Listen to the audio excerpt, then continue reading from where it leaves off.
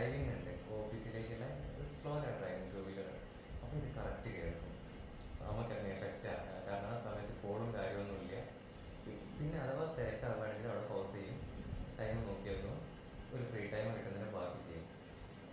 എഫക്റ്റീവായിട്ട് time use ചെയ്യാൻ പറ്റി നമ്മുടെ വർക്ക്. ഇത് സത്യം പറയുകയാണെങ്കിൽ നമുക്ക് ബിസിനസ് നടന്നു, പണ്ടുള്ള കുറേ കടങ്ങളൊക്കെ ഉണ്ടല്ലോ. അപ്പോൾ ഞാൻ ഇത് ഓട്ടോമാറ്റിക് എങ്ങനെയാണ് നടക്കുന്നത് എനിക്കറിയില്ല. ഇത് പണ്ട് പിടിച്ചിട്ട് എടുക്കാത്ത ആൾക്കാരൊക്കെ ഇപ്പം ഇങ്ങോട്ട് പിടിച്ചിട്ട് അതിൻ്റെ മെറ്റീരിയൽ വേണം എന്താണെന്നറിയില്ല. ഞെട്ടിപ്പോയി. ഞാൻ അമ്മയോട് പറഞ്ഞു, അമ്മേ ഇത് നമ്മൾ വിചാരിച്ചതുപോലെ അമ്മയ്ക്ക് ലോട്ടറി അടിച്ചു. അത് ഞാൻ അമ്മയോട് പറഞ്ഞു, ഞാനിങ്ങനെ നോക്കുക.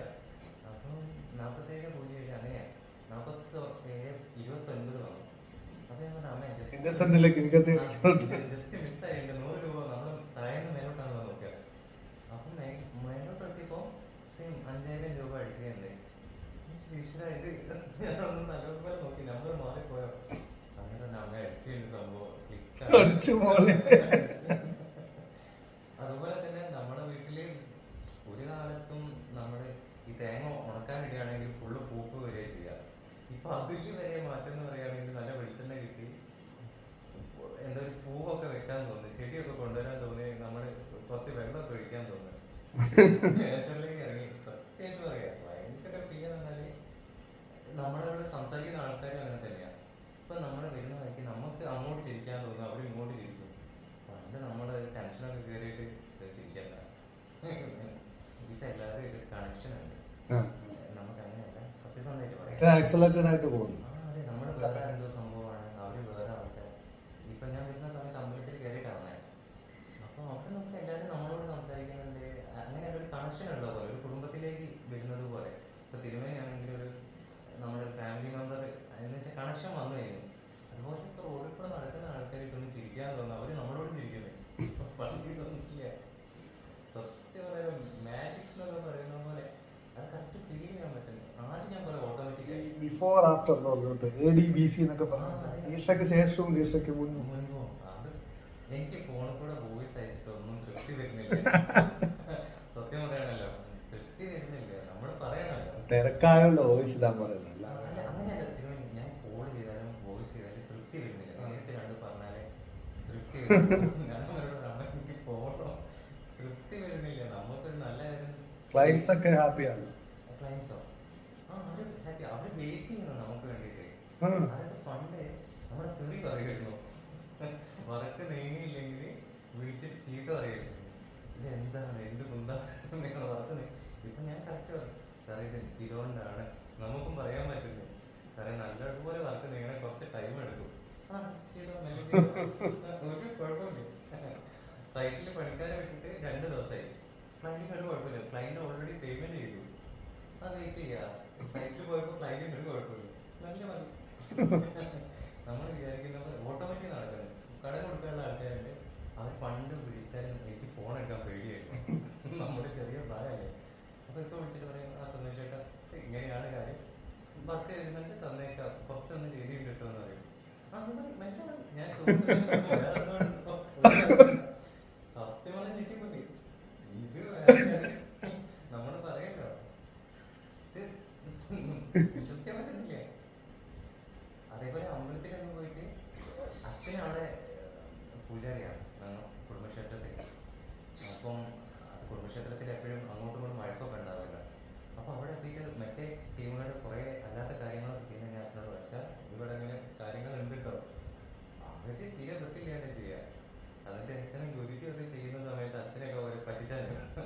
അപ്പൊ ഞാൻ അച്ഛനോട് അച്ഛൻ അവരെന്ത് ചെയ്ത് വെച്ചതുപോലെയൊക്കെ തോന്നുന്നുണ്ട്, എന്താ നോക്കിക്കാനൊക്കെ പോയി മെല്ലെ പറയാനും കേൾക്കാതെ. അപ്പൊ നമുക്ക് സെൻസ് ചെയ്യാൻ പറ്റുന്നത് ഇത് എന്താ പറയാ, നമ്മൾ പണ്ട് ശ്രദ്ധിക്കാത്ത കാര്യങ്ങളൊക്കെ ശ്രദ്ധിക്കുക. പണ്ട് അവിടെ അമ്പലത്തിലൊക്കെ പോയിട്ട് വേറെ എന്തെങ്കിലുമൊക്കെ ചെയ്യുകയായിരുന്നു. ഇപ്പൊ കറക്റ്റ് ആ ഒരു വൈബ്രേഷൻ അത് ഞാൻ പേടിച്ചു പോയി. സത്യം പറയാണെങ്കിൽ ഞാൻ തിരുമേനി പറഞ്ഞല്ലോ, കാലിന്റെ കല്ലിന്റെ അതിലെയാണ് വരിക എന്ന് പറഞ്ഞു. അങ്ങനെ ഒരു വൈബ്രേഷനൊക്കെ കറക്റ്റ് വരിക അങ്ങനെയാന്ന് പറഞ്ഞു. അപ്പൊ ഞാൻ വിചാരിച്ചു, എന്നാ ഒന്ന് ഫീൽ ചെയ്യണമല്ലോ, എന്നാലല്ലേ നമുക്ക് മനസ്സിലാവും. എന്റെ തിരുമേനി പറഞ്ഞിട്ടല്ലോ. ഞാൻ അവിടെ പോയി ഇരുന്നിട്ട് ദേവി ക്ഷേത്രമാണല്ലോ. അപ്പം ഞാൻ നന്നായിട്ട് അമ്മേനെ പ്രാർത്ഥിച്ചു, നന്നായിട്ട് പ്രാർത്ഥിച്ചു. വേറെ ഒന്നുമില്ല, അമ്മയെ പറ്റി മാത്രം ചിന്തിച്ച് തിരുമേനി പറഞ്ഞ കുറച്ച് കാര്യങ്ങളൊക്കെ ചെല്ലാൻ പറ്റിയതുണ്ടല്ലോ, അതൊക്കെ ശരി. ഈ സാധനം വരുന്നത് പേടിച്ചു പോലെ. സത്യമായിട്ട് നമ്മൾ ഇത്രയും കാലം അവിടെ പോയതല്ലേ, 6 വർഷമായി അമ്പലമാക്കിയിട്ട്. അതുവരെ തറകളിലൊക്കെ ആയിരുന്നു ചെയ്തത്, നമുക്ക് പ്രതിഷ്ഠ പീഠത്തിൽ ചെയ്തിട്ട് 6 വർഷമായി. ഇതുവരെ ഇല്ലാത്തൊരു എഫക്റ്റ് അല്ലേ പറഞ്ഞത്. ഞാൻ പേടിച്ചു, ഞാൻ ചോദിച്ചത് ഞാൻ തുള്ളിപ്പോവോ അങ്ങനെയൊക്കെയുള്ളതാണല്ലോ. അപ്പൊ കുഴപ്പമില്ല, ഏകദേശം ഒരു മുട്ടിന്റെ ആ റേഞ്ചിൽ വരെ വരുന്നത് പോലെ തോന്നി. പിന്നെ അതിലേക്ക് ശ്രദ്ധിച്ചപ്പോൾ അത് ഓട്ടോമാറ്റിക് ഒന്ന് താഴോട്ട് പോയി. ശരിക്കും പ്രപഞ്ചത്തിന് ഒരു ഫ്ലോ ഉണ്ട്, മൊത്തത്തിൽ പ്രപഞ്ചത്തിലൊരു ഫ്ലോ ഉണ്ട്, പല രീതിയിൽ പ്രാണനൊരു ഫ്ലോ ഉണ്ട്. ഈ ഫ്ലോയ്ക്ക് നമ്മൾ അനുകൂലമായിട്ട് ഒഴുകുന്നേ ഉള്ളൂ. അതിന് മുമ്പ് നമ്മൾ പ്രതികൂലമായിട്ട് ഒഴുകിക്കൊണ്ടിരുന്നു നമുക്ക് അറിയത്തില്ലായിരുന്നു. ഇതുകൊണ്ടാണ് എല്ലാ കാര്യങ്ങളും അനുകൂലമായിട്ട് വരുന്നത്. അപ്പം പ്രപഞ്ചം നിങ്ങളെ കൊണ്ട് എക്സ് ചെയ്യാനാണ് ഉദ്ദേശിക്കുന്നത്, അതിനാണ് നിങ്ങളെ സൃഷ്ടിച്ചത് ഈശ്വരൻ. നിങ്ങൾ ചെയ്തുകൊണ്ടിരിക്കുന്ന മുഴുവൻ വൈകി ABCDയിലെ എല്ലാം ചെയ്യുന്നുണ്ട്, പക്ഷെ എക്സ് മാത്രം ചെയ്യുന്നില്ലായിരിക്കും. അപ്പൊ ആ എക്സിലേക്ക് എത്താൻ വേണ്ടിയിട്ടുള്ള ഒരു പരിശ്രമമാണ് അറിയാതെ നമ്മൾ ശ്രമിച്ചുകൊണ്ടിരിക്കുന്നതും. സത്യം പറഞ്ഞാൽ പീരിയോഡിക് ടേബിളിലെ എല്ലാ മൂലകങ്ങളും ഇക്വിലിബ്രിയത്തിലേക്ക് എത്താൻ ശ്രമിക്കുന്നതിന്റെ ഭാഗമായിട്ടാണ് ഈ പ്രപഞ്ചം ഇങ്ങനെ കാണപ്പെടുന്നത്. ന്യൂട്രൽ ഗ്യാസസ് ആവാൻ വേണ്ടിയിട്ട് ശ്രമിച്ചുകൊണ്ടിരിക്കുന്നതിന്റെ ഭാഗമായിട്ടാണ്. അപ്പം എന്ന് പറയുന്ന കുട്ടി എല്ലാത്തിനും ഈ ശാന്തി അല്ലെങ്കിൽ ഇക്വിലിബ്രിയം മെയിൻറ്റെയിൻ ചെയ്യുമ്പോൾ ഉണ്ടാവുന്ന ശാന്തിയാണ് വേണ്ടത്. ആ ശാന്തിയിലേക്ക് നമ്മൾ എത്തുന്നത് നമ്മളുടെ സ്വധർമ്മത്തിലേക്ക് എത്തുന്നതാണ്. സ്വധർമ്മമാണ് നമ്മളിപ്പോൾ ഇയാൾ നേരത്തെ ചെയ്തുകൊണ്ടിരുന്നത് സ്വധർമ്മമാണെങ്കിലും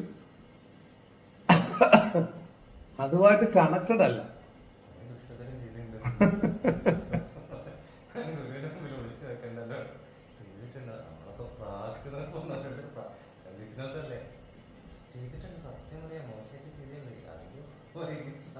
ഇപ്പൊ അങ്ങനൊന്നും ചെയ്യേണ്ടി വരുന്നില്ല, അല്ലാതെ തന്നെ കാര്യങ്ങൾ ഓർമ്മ നടക്കുന്നുണ്ടല്ലോ. അതുപോലെ ഇത് തെറ്റാണെന്ന് ഓട്ടോമാറ്റിക് വരുന്നു.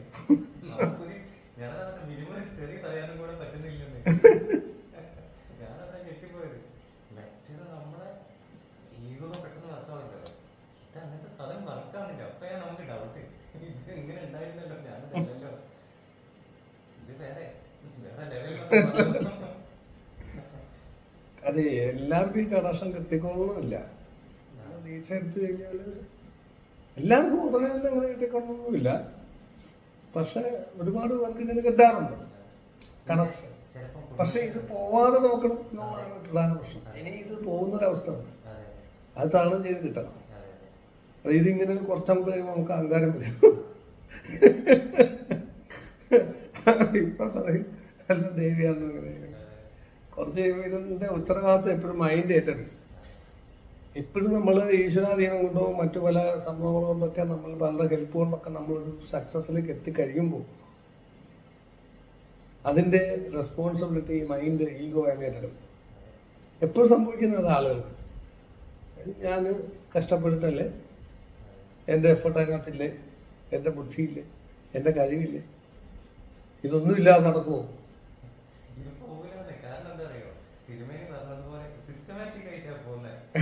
ഞാനിത് ആദ്യമേ നമ്മളെ അമ്മയ്ക്ക് കൊടുത്തു, നമ്മുടെ തറവാട്ടിലുള്ള അമ്മയ്ക്കും അവിടുത്തെ ഗുരുദേവനൊക്കെ കൊടുത്തേച്ചു, വളരാൻ ദേവിക്കും കൊടുത്തു. അവര് കാരണം പഠിച്ചതാ, പിന്നെ ഒന്നുമില്ലല്ലോ. അപ്പൊ എപ്പോഴും മതിമാന്മാരായിട്ടുള്ള ബുദ്ധിമാന്മാരായിട്ടുള്ള ആളുകൾ സാധനയിൽ അവർക്ക് ഒരു പ്രാർത്ഥനയേ ഉള്ളൂ, ഇത് വരരുതേ, ഈ പറഞ്ഞ അഹങ്കാരം അല്ലെങ്കിൽ ഈഗോ ഏറ്റെടുക്കുന്ന അവസ്ഥ. ഇത് അറിയാതാണ് സംഭവിക്കുന്നത്. കാരണം അത് മൈൻഡിന്റെ സ്വഭാവമാണ്, മൈൻഡ് ഉണ്ടാക്കപ്പെട്ടിട്ടുള്ള അങ്ങനെയാണ്. കൊച്ചിലെ മുതൽ നമ്മൾ ഇത് തന്നെ ചെയ്തുകൊണ്ടിരിക്കും. അപ്പൊ അതിലൊരു എക്സ്പീരിയൻസ്, അതിലൊരു ശീലവും അതിനോടൊരു ബോണ്ടേജോ ആ ശീലത്തോടൊരു ഒരു അടുപ്പം ഉണ്ടാവും, അല്ലെങ്കിൽ ശീലം ഉണ്ടാവും. ഇത് ഏത് സമയത്തും പോവാം എന്നുള്ള, അതായത് സെൻ ബുദ്ധിസത്തിൽ 10 കാളയുടെ ചിത്രങ്ങൾ, അതിനെക്കുറിച്ച് നേരത്തെ നമ്മൾ പറഞ്ഞിട്ടുണ്ട്.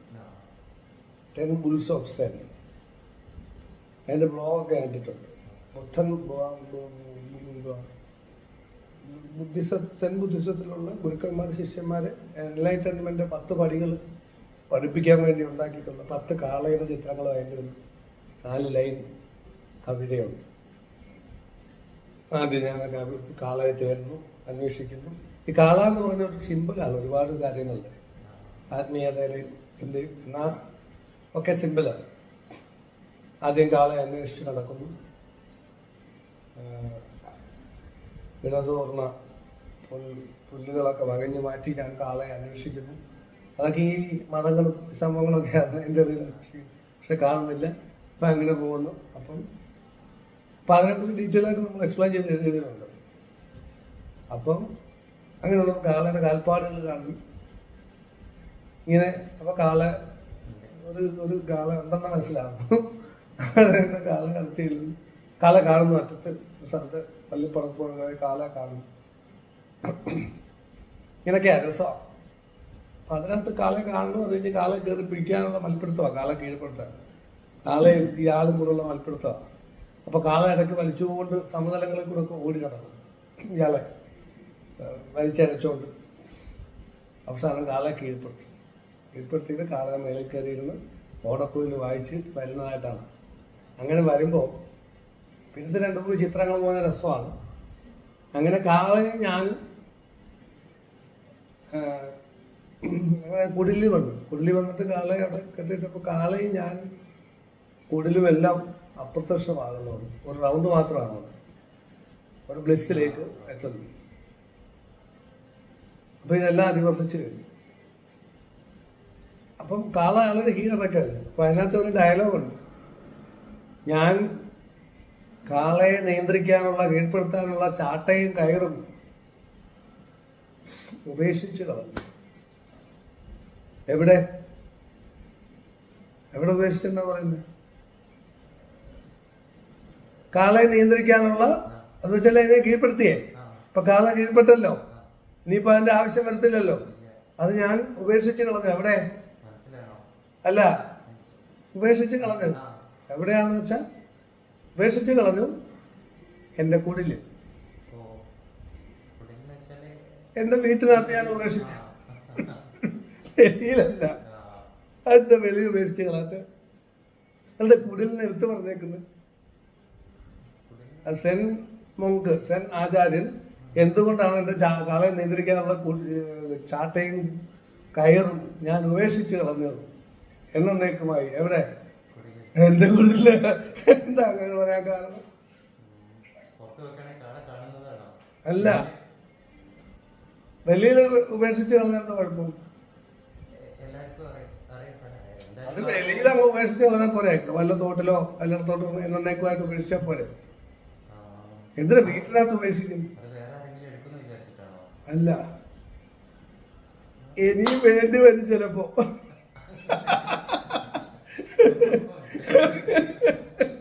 അപ്പൊ നിങ്ങൾക്ക് ഉണ്ടാക്കാൻ പോകണ്ട.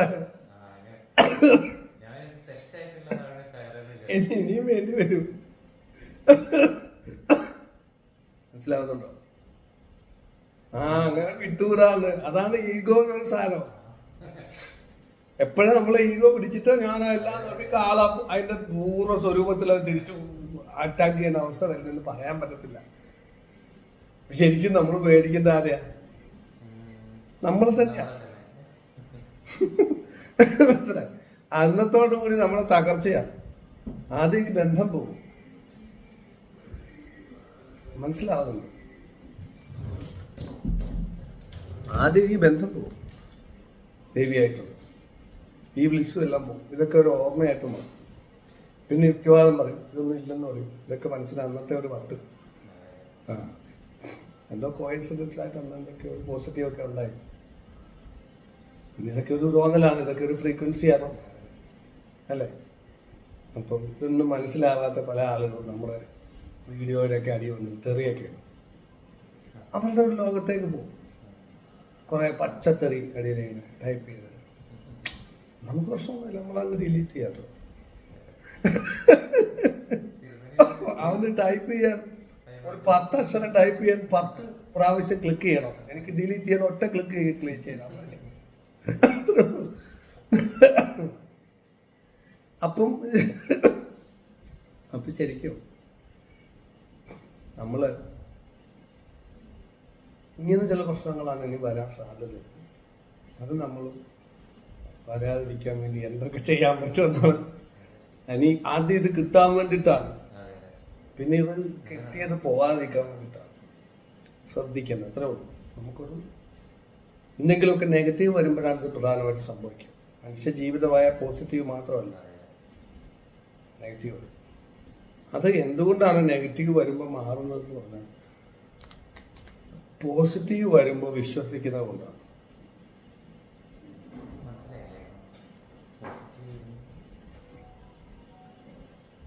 നിങ്ങൾക്ക് പോസിറ്റീവ് അനുഭവങ്ങൾ വന്നുകൊണ്ടല്ലേ ദേവി വിശ്വസിച്ചത്. അങ്ങനെയെങ്കിൽ നെഗറ്റീവ് അനുഭവങ്ങൾ വരുമ്പോൾ ആ വിശ്വാസം പോകില്ലേ?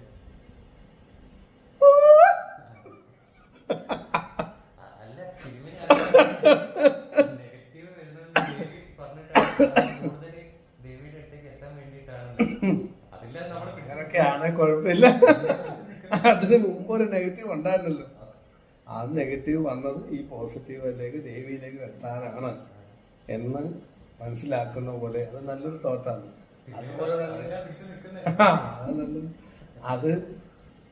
അതുപോലെ തന്നെ ഇനി നെഗറ്റീവ് വരുമ്പോഴും മനസ്സിലാക്കണം, ഞാൻ അടുത്ത സ്പിരിച്വൽ ലെവലിലേക്ക് ഉയരാൻ വേണ്ടിയിട്ടാണ് എനിക്ക് നെഗറ്റീവ് വന്നത്. പരീക്ഷണ ഘട്ടം അല്ലെങ്കിൽ നമ്മൾ ഇതിൻ്റെ കുറച്ചുകൂടെ പാടും.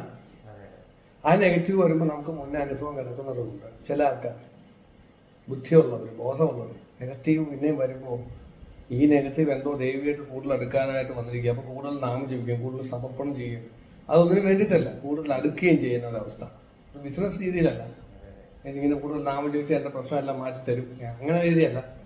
നമ്മൾ ഈശ്വരനോട് കൂടുതൽ അടുക്കാനായിട്ട് ശ്രമിക്കും. പല രീതിയിൽ വിട്ടുപോകാതെ പിടിച്ചു കിടക്കുമ്പോൾ ഇതിൽ നല്ല അനുഭവങ്ങൾ കുറേ കൂടെ കിട്ടുമ്പോൾ കുറേ കൂടെ അടുപ്പം ഉറയ്ക്കും. അങ്ങനെ വരാനാണെന്ന് തിരിച്ചറിഞ്ഞ് അടുത്ത നെഗറ്റീവ് വരുന്ന ഘട്ടത്തിൽ നിൽക്കാൻ തയ്യാറാണ്. പലർക്കും അത് പറ്റാറില്ല.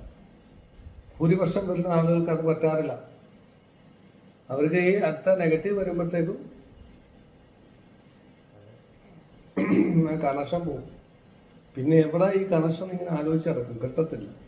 പക്ഷെ എൻ്റെ കേസിൽ തിരുമേനി, ഞാൻ സത്യം പറയുകയാണെങ്കിൽ അമ്മയുടെ അച്ഛനെ കാലൊക്കെ പിടിച്ചിട്ടുണ്ട്. പക്ഷെ ദീക്ഷ തന്നതിന് ശേഷം തിരുമേനി കാല് ഞാൻ തൊട്ടല്ലോ, അതാണ് എനിക്ക് ഫീല് വന്നത്. കാരണം ആദ്യമായിട്ടാണ് അങ്ങനെ ഒരാളെ കാല് ഞാൻ പിടിച്ചത്. എന്നുവെച്ചാൽ തിരുമേനിയുടെ അനുഗ്രഹം വാങ്ങാൻ പിടിച്ചല്ലോ, ഞാൻ ഫുള്ള് വിട്ടു. എന്നുവെച്ചാൽ എല്ലാം തിരുമേനിൻ്റെ ഒരു ഗുരുവിൻ്റെ കൺസെപ്റ്റിലേക്ക് ഒഴിവാക്കി. എന്നിട്ട് വീട്ടിൽ പോയിട്ട് ഒരു സ്വപ്നത്തിൽ വരെ 2 പ്രാവശ്യം ഒരു നെഗറ്റീവ് ആയിട്ടുള്ളത് വന്നപ്പോൾ ഞാനത് പെട്ടെന്ന് വോയിസ് അയച്ചേ. അപ്പോൾ തിരുമേനിയാണ് വന്ന് പറയുന്നത്, അത് അങ്ങനെയല്ലടാ ഇങ്ങനെയാന്ന് പറഞ്ഞോന്ന് പറഞ്ഞിട്ട്. അപ്പോൾ ഞാൻ അതേ വീഡിയോ കണ്ടതുകൊണ്ട് ഇങ്ങനെ വരാതിരിക്കാൻ വേണ്ടിയിട്ട് എന്ത് ചെയ്തു വെച്ചാൽ, അഹങ്കാരമാണല്ലോ വലിയ പ്രശ്നമായിട്ട് വരിക. തിരുമേനിൻ്റെ കഴിവാണല്ലോ എനിക്ക് തന്നെ. അങ്ങനെ ഗുരുവിലേക്ക് കൊടുത്തു, കുറേ ബാക്കിയുള്ള ദേവിയിലേക്കും കൊടുത്തു. സമർപ്പണം അല്ലേ? ഞാൻ സത്യം എന്തിൻ്റെയെങ്കിലും മുമ്പിൽ സമർപ്പിക്കാൻ പറ്റിയ ജീവിതത്തിൽ ഡെവലപ്മെന്റ് ഞാനത് ഭയങ്കര എനിക്ക് ഭയങ്കര ഇഷ്ടം തോന്നി. ഞാൻ സത്യം പറയുകയാണെങ്കിൽ അന്ന് ഒരാൾ കമന്റ് ഇട്ടപ്പോൾ എനിക്ക് ഭയങ്കര മോശമായിട്ട് തോന്നി തിരുമേനിൻ്റെ വീഡിയോൻ്റെ അടിയിൽ. അപ്പോൾ ഞാനതാ പറഞ്ഞത്, ക്യാഷിന് വേണ്ടിയാണെന്നൊക്കെ പറയുന്നത് നമ്മുടെയും കൂടി ഇതാണല്ലോ. അപ്പോൾ എനിക്ക് അങ്ങനെ തോന്നിയിട്ടില്ല, എനിക്ക് നേരെ തിരിച്ചിട്ടാണ് തോന്നിയത്. അപ്പോൾ ഞാൻ പറയുന്നത് സത്യമല്ലേ, ഞാൻ വിചാരിക്കുന്നത് ഇതൊന്നും എൻ്റെ കഴിവല്ല. അത് വീഡിയോ കണ്ടതുകൊണ്ടാട്ടോ, ഇല്ലെങ്കിൽ അഹങ്കാരം വരുമായിരുന്നു സത്യമായിട്ട്. ഇത് നമ്മുടെ ടൈം വയലൻസ് ടൈം ഫുള്ള് ഇതിന് ചെയ്യണമല്ലോ. വീഡിയോസ് നമ്മുടെ വീഡിയോസ് സ്ഥിരം കേൾക്കുന്നുണ്ട് അല്ലേ? അതുകൊണ്ട് മാത്രം ഇല്ലെങ്കിൽ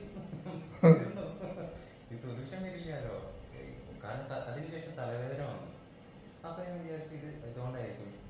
ഒരു ടൈമിൽ നമുക്ക് പൂജ മുടങ്ങി. പക്ഷെ ഓൾറെഡി തിരുമേനി പറഞ്ഞിട്ടുണ്ട് ഇങ്ങനെ മുടങ്ങിയാൽ കുഴപ്പമില്ല, അത് കൂട്ടിയിട്ട് ചെയ്താൽ മതി, തിരക്കാണെങ്കിലും കാര്യങ്ങളാണെങ്കിലും. ഇല്ലെങ്കിൽ നമുക്ക് ടെൻഷൻ വന്നില്ലേ. തിരുമേനി പറഞ്ഞ ബാക്കിയുള്ളവർ പറയും കോപം അങ്ങനെയൊക്കെ പേടിപ്പിക്കല്ലോ. അയ്യോ, അത് ഭയങ്കര പ്രശ്നമാണ്. ആളുകൾ സാധാരണ അങ്ങ് പേടിയാ ഭദ്രകാളിയൊക്കെ. എന്നെ കൊല്ലും, എന്റെ രക്തം കുടിക്കാൻ എങ്ങനെ നിൽക്കുന്നതെന്ന് അറിയാതെ. ശത്രുക്കളുടെ രക്തം കുടിക്കാനാണ് എങ്ങനെ നിൽക്കുന്നത്. പക്ഷെ നമ്മുടെ നേരെ ആണെന്ന് വിചാരിച്ചാൽ പോയില്ലേ. പിന്നെ ഒരു ബാധ്യതയിലും ഭയത്തിലും ഉപവാസിക്കുന്നു. ഭയമുള്ളിടത്ത് എങ്ങനെയാ സ്നേഹം ഉണ്ടാകുക? ഭയമുള്ളിടത്ത് അഡ്രിനാലിൻ കെമിക്കലെല്ലാം ഉണ്ടാവും, സ്നേഹത്തിന്റെ കെമിക്കൽ ഉണ്ടാവും. സ്നേഹത്തിന്റെ കെമിക്കൽ ഉണ്ടാക്കിയെങ്കിലേ നല്ല ദേവതകൾക്ക് ഭദ്രകാളിക്ക് പോലും നമ്മളെ സഹായിക്കാൻ പറ്റുള്ളൂ. ഭക്തി ഉണ്ടെങ്കിലേ പറ്റുള്ളൂ. ഭക്തിയാണ്, സ്നേഹമാണല്ലോ. ദേവതയോടുള്ള സ്നേഹത്തിനാണല്ലോ ഭക്തി എന്ന് പറയുന്നത്. ആളുകൾ പറയും ഇവന് ഭയങ്കര സ്നേഹമാണ് അവൻ്റെ അമ്മയോട് കഴിച്ചോണ്ട് അതെനിക്ക് അവരെ കൊല്ലാൻ പറ്റാത്ത ശരീരത്തിൽ വന്ന തുള്ളി പറയുമ്പോൾ. അപ്പോൾ അതുകൊണ്ട് ആ കെമിക്കൽ ചേഞ്ചസിന് വളരെ പ്രാധാന്യമുണ്ട്. ആ കെമിക്കൽ ചേഞ്ച്, ഭക്തിയുടെ കെമിക്കൽ ചേഞ്ച് മെയിൻറ്റെയിൻ ചെയ്യാൻ പറ്റുന്നവർ ഭാഗ്യവാന്മാർ. അവർ ഈശ്വരനെ അറിയും. ഹൃദയശുദ്ധിയുള്ളവർ ഭാഗ്യവാന്മാർ, അവർ ദൈവത്തെ കാണും എന്നൊക്കെ പറയുന്നത്. ആത്മാവിൽ ദരിദ്രരായ ഒരു ഭാഗ്യവാന്മാർ, അവർ ദൈവത്തെ കാണും എന്ന് ജീസസ് പറയുന്നു. ആത്മാവിലെ ദാരിദ്ര്യമുണ്ടോ? ഈഗോ ഇല്ലായ്മ, അന്തയില്ലായ്മ. മുമ്പ് ഇത്ര നേരം പറഞ്ഞ ഈ ഭക്തിയുടെ സംഭവം അവിടെ നമ്മളെ കാണുന്നവരെ, നമ്മൾ കാണുന്നവരെല്ലാം നമ്മളെക്കാൾ ഉയർന്നവരാണെന്ന് സങ്കല്പം. ഇങ്ങനൊരു ഭയങ്കര രസമുള്ള സംഗതി. പുറത്തങ്ങനെ കാണിക്കണമെന്ന് നിർബന്ധമില്ല. പുറത്തങ്ങനെ കാണിച്ചിട്ട് ഉള്ളിൽ തിരിഞ്ഞായിട്ട് കാര്യമില്ല. നമ്മൾ കാണുന്നവരെല്ലാം നമ്മളെക്കാൾ ഉയർന്നവരായിട്ട് കാണും. അതാ ദീക്ഷ എടുക്കാതെ ഉപദേശിക്കില്ലെന്ന് പറയുന്നത്. നമ്മളെക്കാൾ ഉയർന്നവരെ ഉപദേശിക്കാൻ നമുക്ക് അർഹതയില്ല. അതുകൊണ്ട് പലരും ചോദിക്കും, ആ മന്ത്രം പറഞ്ഞ, ഈ മന്ത്രം പറഞ്ഞ, അത് പറഞ്ഞ. ദീക്ഷ എടുക്കാൻ പറഞ്ഞ കാര്യമാണ്, അല്ലാതെ നമുക്ക് പറഞ്ഞാൽ ശരിയാവും. അപ്പൊ ഈ ആദ്യം ഗുരുവിന്റെ അടുത്ത് ഞാനിങ്ങനെ നേരത്തെ കണ്ടില്ലല്ലോ, ഇവിടെ വന്നിട്ടും പെട്ടെന്ന് ഒരു വിശ്വാസം മൈൻഡ് ഉള്ളിൽ ഉണ്ടാവല്ലോ, ഇതെങ്ങനെ ഇതാക്കുന്നുണ്ട്, വേണോ ഇത് വേണോ, മറ്റേ ആളെ കമന്റ് ചെയ്തതുപോലുള്ള സാധനം ഉള്ളിൽ ഇങ്ങനെ കിടക്കുന്നുണ്ട്. മറ്റേ ആള് ഒരു ആള് യൂട്യൂബിൽ കമന്റ് ചെയ്തല്ലോ, ഒരു മോശമായിട്ടുള്ള, ഞാൻ റിപ്ലൈ കൊടുത്തേ. അപ്പം ഇത് എന്റെ മൈൻഡിൽ ഞാൻ ഇവിടെ ഇരിക്കുന്ന ഫസ്റ്റ് വന്ന സമയത്തുണ്ട്, ഇങ്ങനെ പറയുന്നുണ്ട്, ഇത് വേണോ മോനെ ഇറങ്ങി ഓടിക്കോ ഇങ്ങനെ പറയുന്നുണ്ട് നെഗറ്റീവ്. പക്ഷെ മുകളിൽ വന്ന ദീക്ഷ തന്നേരം ഫുള്ള് പോയി. ഞാൻ പിന്നെ ഇല്ല, തിരുവനന്തപുരം പറഞ്ഞല്ലോ ഇത് അടുത്തൊരു ജന്മമാണ്, ഫസ്റ്റ് മുതലുള്ളത് ചെയ്താൽ മതി, അപ്പൊ നമുക്കും ഹാപ്പിയാണ്. ഇതുവരെ ചെയ്തതൊക്കെ മോശം കാര്യങ്ങളും ഉണ്ടാവുന്ന എല്ലാം പോയല്ലോ, ഇനി നല്ലത് മാത്രം പഠിക്കാൻ മതിയല്ലോ, ഉള്ളത് അങ്ങോട്ട് ഏൽപ്പിച്ചു കൊടുക്കുക. ഫ്ലോയിൽ കിട്ടിക്കഴിഞ്ഞാൽ കുഴപ്പമില്ലല്ലോ. ഇനി അഹങ്കാരം ഇല്ലാത്ത രീതിയിൽ മുമ്പോട്ട് പോകണം. ഞാൻ ദേവീക്ഷേത്രം കറക്റ്റ് ദർശനം, നമ്മൾ എന്തെങ്കിലുമൊക്കെ തെറ്റുകൾ ചെയ്തിട്ടുണ്ടെങ്കിൽ തീർച്ചയായിട്ടും പൊണ്ണെന്ന് പറഞ്ഞല്ലോ. അപ്പൊ ആ തെറ്റുകൾ ചെയ്തതിന് നമ്മൾ അനുഭവിക്കുകയും ചെയ്തില്ലേ, സാമ്പത്തിക ബുദ്ധിമുട്ടായിട്ടും കഷ്ടപ്പാടായിട്ടും ദുരിതങ്ങളായിട്ടും ബിസിനസ് തകർച്ചയായിട്ടും എല്ലാം അല്ലേ. അപ്പൊ പിന്നെ അതിനകത്ത് അത് മാറി ഇനി നമ്മൾ മിസ്റ്റേക്സ് ചെയ്യാതെ പോയാൽ മതി. ശരിക്കും ബിസിനസ്സിൽ ട്രസ്റ്റ് എന്ന് പറഞ്ഞാൽ ഏറ്റവും വലിയ വാല്യൂ ഉള്ളത്. അത് ശരിക്കും അത് മെയിൻറ്റെയിൻ ചെയ്യാൻ പറ്റിക്കഴിഞ്ഞാൽ ഒന്നും വേണ്ട. പറയുന്ന വാക്കിന് ഭയങ്കര, വാക്കിൽ ഉപാസിക്കണം. നിങ്ങൾ വാക്കിൽ ഇനി മുതൽ ഉപാസിക്കണം. വാക്കില് സത്യത്തെ ഉപാസിക്കണം. ശരിക്കും സത്യം ഉള്ളിടത്താണ് ദേവതകൾ ഏറ്റവും കൂടുതലും പ്രൊസസ് ചെയ്യുന്നത്. നിങ്ങൾ സത്യം പാലിക്കുന്ന ആളാണെങ്കിൽ നിങ്ങളിലേക്ക് വരേണ്ടത് നിങ്ങളുടെ ദേവതകളുടെ ആവശ്യമാണ്, നിങ്ങളുടെ ആവശ്യമല്ല. അവർക്കും പണിയെടുക്കാൻ നല്ല ഭൂമി വേണം. നല്ല സത്യമുള്ള നേർമയുള്ള ആളുകളുടെ ഹൃദയത്തിലാണ് ഈ ദേവതകൾക്ക് പ്രവർത്തിക്കാൻ സാധിക്കുന്നത്. നല്ല ദേവതകൾ, ഭദ്രകാളി അല്ലെങ്കിൽ ശിവൻ, വിഷ്ണു, ഗണപതി പോലുള്ള ദേവതകൾക്ക്. അതുകൊണ്ടാണ് ചില ആളുകൾ എത്ര വിളിച്ചിട്ട് ഇവർ വരുന്നില്ല എന്ന് പറഞ്ഞിട്ട് കാര്യം മനസ്സിലായത്. എന്താ സത്യമില്ല. ഭൂലോക കളത്ര കാണിച്ചോണ്ടിരിക്കും. ഇപ്പുറത്തെ ഭയങ്കര പ്രാർത്ഥന വിളിയ കണ്ടില്ലേ പല്ലേ. അപ്പൊ ഭൂരിപക്ഷം ആളുകൾക്ക് ഇവര് വേഗത്തിൽ അവരിലേക്ക് പ്രോസസ് ചെയ്യാത്ത എന്താ, ഭൂരിപക്ഷം ആളുകൾക്ക് ഇവരിലേക്ക് എന്താ വരാൻ പറ്റാത്ത നല്ല ദേവതകൾക്ക്. ഇപ്പൊ ഭൂരിപക്ഷം ആളുകൾ അപ്പൊ അവനവനോടുള്ള സത്യസന്ധത ഏറ്റവും മറ്റേതും വേണം. നമ്മളിലേക്ക് നല്ല ദേവതകൾ നമ്മളിലേക്ക് വരണമെങ്കിൽ നമ്മുടെ വാക്കിലും പ്രവൃത്തിയിലും ചിന്തകളിലും ഒക്കെ സത്യത്തെ ഇഷ്ടപ്പെടുക, ലവ് ചെയ്യുക, പ്രേമിക്കുക. സത്യത്തെ പ്രേമിക്കുക, മനസ്സിലായോ? അപ്പൊ ആ സത്യത്തെ എല്ലാ അർത്ഥത്തിലും പ്രേമിക്കാൻ നമുക്ക് സാധിക്കും. അത് ആനന്ദമാണ്, അത് ഈശ്വരനാണ്. ആ പ്രേമിക്കുന്ന, സത്യത്തെ സ്നേഹിക്കുന്ന മാത്രയിൽ തന്നെ പൂർണ്ണ സത്യസന്ധനായിട്ട് ജീവിക്കുക എന്നുള്ളതാണ്, പൂർണ്ണ ശുദ്ധനായിട്ട് ജീവിക്കുക എന്നുള്ളതാണ് ഉദ്ദേശിക്കുന്നത്. ശുദ്ധനാവുക എന്ന് പറഞ്ഞാൽ സത്യസന്ധനാവുക. അവനൊരു ശുദ്ധനാണ്, നിഷ്കളങ്കനാണ്. പൊട്ടന എന്നുള്ള രീതിയിൽ നമ്മൾ പറയാം. പക്ഷെ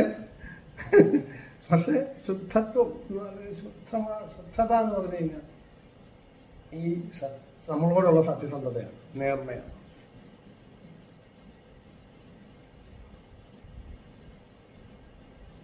മൂർച്ചയുള്ള വാക്കുകൾ അല്ല പോരിനാശ്രയം, നേർച്ചയുള്ള മാനസങ്ങൾ തന്നെയാണ് തോർക്കണം. ഏതാ? അനിൽ പരശുരാൻ എഴുതിയിട്ടുണ്ട്. മൂർച്ചയുള്ള വാക്കുകളെക്കാൾ നേർച്ചയുള്ള മനസ്സങ്ങളാണ് പോരിന്, യുദ്ധത്തിന് ആവശ്യം എന്ന് പറയും. അപ്പോൾ നേർച്ചയുള്ള മനസ്സങ്ങളിലാണ് ദേവി വരുന്നത്. അതെപ്പോ പോവും? സത്യം കണ്ടെത്താനുള്ള കഴിവുണ്ടാവും. മറ്റുള്ളവരുടെയും നമ്മളുടെയും സത്യം കൂടുതൽ നമുക്ക് തെളിഞ്ഞു വരും. നിങ്ങളുടെ മുന്നിലിരിക്കുന്ന ക്ലയൻറ്റിൻ്റെ നീഡ് ഐഡൻറ്റിഫിക്കേഷൻ പ്രോപ്പറായിട്ട് നിങ്ങൾക്ക് വേഗം കിട്ടും. നിങ്ങൾ സത്യത്തിൽ പോകുമ്പോൾ ഇവന് വേണ്ടത് ഇന്നതാണെന്ന് എളുപ്പം കത്തും. കാരണം നമ്മുടെ ഉള്ളിൽ ഇന്നതാകേണ്ടത് നമുക്ക് അതേപോലെ ആയിരിക്കുമല്ലോ അവനും. ഈ സത്യം അവിടെ കിടപ്പുണ്ട്, ഇത് കൂടുതൽ തെളിഞ്ഞു വരേണ്ടവരും. കാരണം നമ്മൾ സാമ്പിൾ കൊടുക്കാനുള്ള ചെയ്യാം. അപ്പൊ നമ്മൾ എല്ലാ സാധനത്തിന്റെ സാമ്പിൾ കൊണ്ട് കൊടുത്തതാ. അപ്പൊ ആഗ്രഹം വന്നു. അതിന് കാലിക്കറ്റിലെ ഏറ്റവും വലിയ ബിൽഡേഴ്സാ പറയുന്നത്. ഞാൻ കൊണ്ടുപോകുന്ന ലേഡി ഗസ്റ്റ് ആഗ്രഹം വന്നു, ഇതാണ് വേണ്ടത്. നമ്മൾ അവരോടുള്ളത് ഈശ്വര ഭഗവാനെ ഇതെല്ലാം എടുത്തോണ്ടുള്ളതെന്ന് വിചാരിച്ചിട്ട് കൊണ്ടുപോകുക. പക്ഷെ അവരുടെ ആവശ്യം ഓട്ടോമാറ്റിക് അതായി. അല്ലെങ്കിൽ നമ്മൾ എടുത്തേണ്ടത് ആ പ്രപഞ്ചത്തിന്റെ നിയമം അങ്ങനെ കിടക്കുന്നു. നമ്മൾ അവിടെ ഒന്നും ചെയ്യുന്നില്ല. നമ്മൾ സത്യസന്ധമായി നിൽക്കുമ്പോഴത്തേക്കും നമ്മളിലൂടെ പ്രാണൻ കൃത്യമായി ഒഴുകുന്നു, അല്ലേ? ഇപ്പം നമ്മൾ ശരിക്കും ഒരുപാട് ആശയങ്ങൾ ഉള്ളിൽ വെക്കാണ്. നമ്മളിലൂടെ ദേവി ഈശ്വരൻ എന്ത് തീരുമാനിക്കണമെന്ന് നടക്കുന്ന രീതിയിൽ മുന്നോട്ട് പോകുമ്പോഴാണ് നടക്കുന്നത്. അപ്പോൾ ട്രൂത്ത്ഫുൾനെസ് എന്ന് പറയുന്ന സംഗതി സമയം കഴിഞ്ഞു. കറക്റ്റ് എത്രയായി? 9:24. അങ്ങനെ പറയാം. ആദ്യം പറഞ്ഞത് കള്ളം, അതാണ് സത്യോപത വാസന എന്ന് പറയുന്ന സംഗതി. എളുപ്പം മനസ്സിലായി എന്താണ് സത്യോപാസന. നമ്മൾ അതിലെ ട്രൂത്ത്ഫുൾനെസ് ഫോക്കസ് ചെയ്യാം. ചിലപ്പോൾ പുറത്ത് ചില കള്ളമൊക്കെ പറയേണ്ടി വരും. കാരണം ആളുകൾക്ക് കള്ളം ആവശ്യമുണ്ടെന്നുള്ളത് സത്യമാണ്. മനസ്സിലായോ? അപ്പൊ നിങ്ങള് നല്ല പാരമ്പര്യമുള്ള ഈ മേഖലയിൽ വർഷങ്ങളുടെ പാരമ്പര്യമുള്ള ആളാണ്. അല്ല. പക്ഷേ ഇത് ചോദിക്കുന്ന ഒരു ക്ലയന്റ് ആണെങ്കിൽ എന്ത് പറയണം? ആ വർഷം കൊള്ളാം, നമ്മളിവിടെ 100 വർഷമായിട്ട് നമ്മുടെ അച്ഛനും അപ്പൂപ്പനൊക്കെ ഇത് തന്നെ അല്ല ആണ്. പിന്നെ കാരണം അവനും സത്യസന്ധനാണ്. എന്താ ചോദിക്കണ്ടേ? നിന്റെ പ്രവൃത്തി, നിന്റെ വർക്ക് കൃത്യമായിട്ട് നീ ചെയ്തിട്ടുണ്ടോ? നീ ചെയ്ത വർക്കുകൾ ഏതൊക്കെയാണ് കാണട്ടെ. ഇങ്ങനെയൊക്കെ ചോദിക്കുകയാണെങ്കിൽ അത് ന്യായമാണ്. പക്ഷെ ഒരു ചോദ്യത്തിന് വിഡ്ഢി ഉത്തരം തന്നെ കൊടുക്കണം, വേണ്ടേ? അപ്പൊ അവിടെ അവൻ കള്ളം ആഗ്രഹിക്കുന്നു എന്നുള്ളതാണ് അവിടുത്തെ സത്യം. അത് നമ്മൾ പാലിക്കണം തിരിച്ച്. അതായത് നമ്മൾ ആ കള്ളം പറയേണ്ടി വരും. പക്ഷെ എന്തിനാണ്? അവന് നല്ല സർവീസ് കൊടുക്കാൻ നമ്മളെടുക്കാൻ ഉദ്ദേശശുദ്ധിയാണ് ഏറ്റവും പ്രധാനം. അപ്പൊ അവിടെ ഇന്റൻഷൻ, അതിൽ പ്രവൃത്തിയിൽ നമ്മൾ സത്യസന്ധരാണെങ്കിൽ അവന് നമുക്ക് നല്ലതാണ് വരുന്നതെങ്കിൽ അവൻ ചിലപ്പോൾ വേറെ അടുക്ക് ചെന്ന് പോയി അവനെ പറ്റിച്ചിട്ട് പോകുമായിരിക്കും. നമ്മളങ്ങനെ ചെയ്യത്തില്ല. അതിന് വേണ്ടിയിട്ട് അവനോട് അങ്ങനെ ഒരു കള്ളം പറഞ്ഞില്ലെങ്കിൽ അതവിടെ നടക്കത്തില്ല. അവിടെ നമ്മൾ വെറും അന്ധമായി സത്യസന്ധനായിട്ട് കാര്യമുണ്ടോ? ഇല്ല. അപ്പൊ ഇന്റൻഷൻ പരമായിട്ട് പ്ലസ് വാക്കിൽ മനസ്സിലാവുന്നു. അങ്ങനെ കൊണ്ടുവരാൻ പറ്റിയ ഇനി അത് കുറച്ചുകൂടെ ശുദ്ധീകരിക്കാനുള്ള മാർഗമുണ്ട്. അവരെ ഈ വർഷങ്ങളുടെ പാരമ്പര്യം പറയുന്ന കമ്പനികൾ പലതും തട്ടിപ്പായിട്ട് മാറിയിട്ടുള്ളത്. ഇപ്പോൾ നമ്മളോട്ടുള്ളവരാണ് ജെനുവിനായിട്ട് ചെയ്യുന്നതെന്ന് ബോധ്യപ്പെടുത്തി കഴിഞ്ഞാൽ കുറെ കൂടെ ശുദ്ധിയായി നമ്മുടെ കർമ്മം. അവളൊട്ടും നമ്മൾ കള്ളം പറയുന്നില്ല, അല്ലേ? അവനെ നമ്മൾ കൃത്യമായി കൺവിൻസ് ചെയ്ത് നമ്മൾ ഇന്ന ഗുണങ്ങളാണ് നമുക്ക് പോസിറ്റീവായിട്ടുള്ള ഗുണം, നമ്മുടെ ഗുണം എന്താന്ന് പറഞ്ഞാൽ നമുക്ക് പറഞ്ഞ് മനസ്സിലാക്കി കൊടുക്കാൻ പറ്റിയ അത് കുറെ കൂടെ ശുദ്ധമായി മനസ്സിലാവുന്നുണ്ടോ? അപ്പം ആദ്യത്തെ ലെവലില് ഓക്കെ.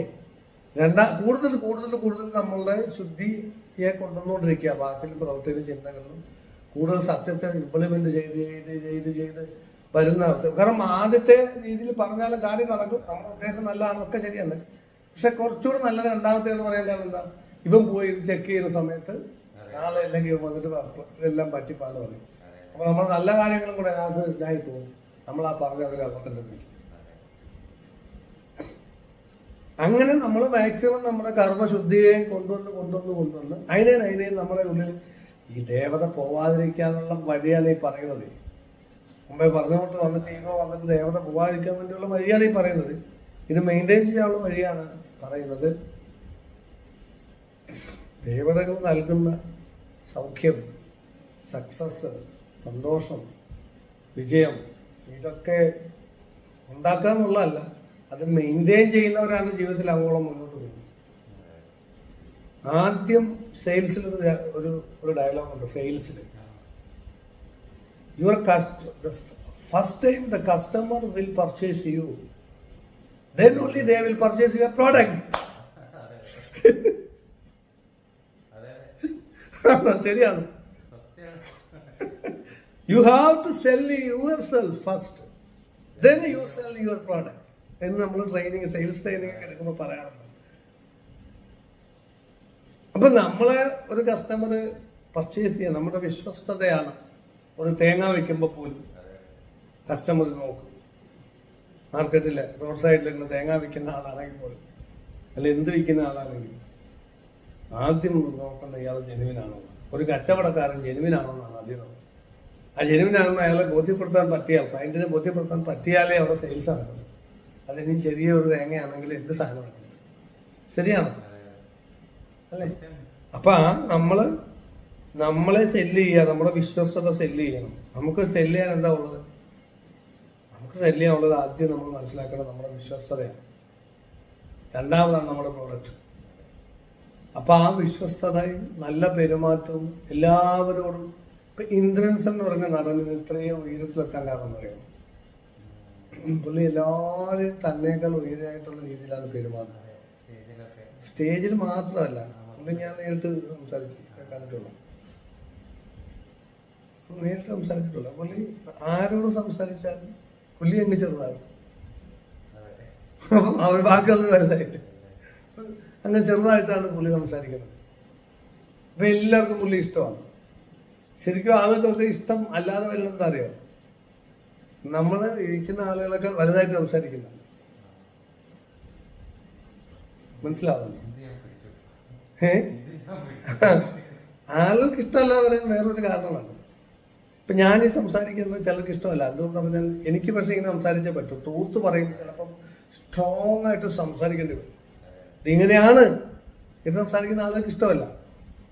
അപ്പം ട്രൂത്തിൻ്റെ ഒരു ഇതിലാണ് ഞാൻ അങ്ങനെ സംസാരിക്കുന്നത്. പക്ഷേ സാധാരണ ആളുകൾ അഹങ്കാരം കൊണ്ടാണ് വിചാരിക്കുകയും ആൾക്കാർ ഇത് പറയുകയും ചെയ്യും. അത് സ്വാഭാവികം, ഒന്നും ചെയ്യാൻ പറ്റത്തില്ല. കാരണം നമുക്ക് ട്രൂത്ത് പറഞ്ഞേ പറ്റൂ.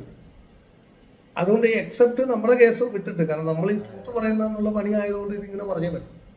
ശരിക്കും ഇൻസിസ്റ്റ് ചെയ്ത് സ്ട്രോങ് ആയിട്ട് പറയുന്നത്. അപ്പോൾ ഇത്ര എന്തൊരു അഹങ്കാരിയാണ് എന്ന് വിചാരിക്കും.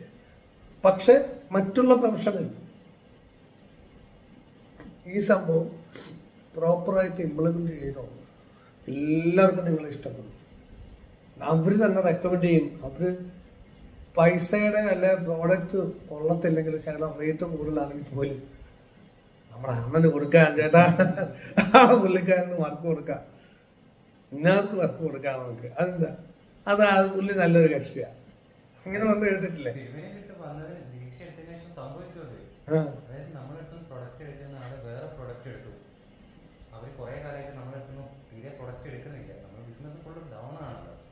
അപ്പോൾ അവര് വേറെ പ്രൊഡക്റ്റ് എടുത്തിട്ട് വർക്ക് നമുക്ക് തന്നു. എന്നിട്ട് ആ ഒരു കോൺട്രാക്ടറോട് പറഞ്ഞു, ഇന്നൊരാളുണ്ട്, പയ്യനാണ്, അവന് വർക്ക് കൊടുത്തേക്ക്, അവൻ കറക്റ്റ് വന്ന് ചെയ്തോളെന്ന് പറഞ്ഞു. അതാണ് സംഭവം. അല്ലെ നമുക്ക് ഇങ്ങോട്ട് വരാം. പിന്നെ പറയണ്ടേ, നമ്മള് കറക്റ്റ് കണക്ഷൻ വന്നാൽ പറയണല്ലോ. എനിക്കിത് തൃപ്തി വരുന്നേ ഇല്ല. ഫോണിൽ വിളിച്ചിട്ടാണെങ്കിലും വോയിസ് അയച്ചിട്ട് തൃപ്തി വരണ്ടേ? കാരണം നമുക്ക്, ഞാൻ തന്നെ തിരുമേനി നോക്കിയാൽ അറിയാം, കുറെ ഓഡിയോസ് അയച്ചിട്ടുണ്ടാവും. കാരണം ഈ സ്പോണ്ടേനിയസ് ആയിട്ട് നടക്കുന്ന കാര്യങ്ങള് എനിക്ക് പറയാൻ തിരുമേനി മാത്രമേ ഉള്ളൂ. കാരണം എന്താ, ഇത് അങ്ങനെയല്ലേ കിട്ടിയത്. നമ്മള് അവിടെ ഇരുന്ന് നമ്മുടെ ഇതിലുണ്ടായതല്ലോ. അപ്പൊ എനിക്ക് എവിടെ നോക്കിയിട്ട് തിരുമേനി നൈറ്റിടും, നൈറ്റിൽ നോക്കി കറക്റ്റ് റിപ്ലൈ കാര്യങ്ങളൊക്കെ തരും. എനിക്ക് തൃപ്തി വരുന്നില്ല. എനിക്ക് കറക്റ്റ് ഫേസിൽ വന്ന് മുമ്പിൽ വന്ന് കാര്യം പറയണം. സന്തോഷം, വളരെ സന്തോഷം.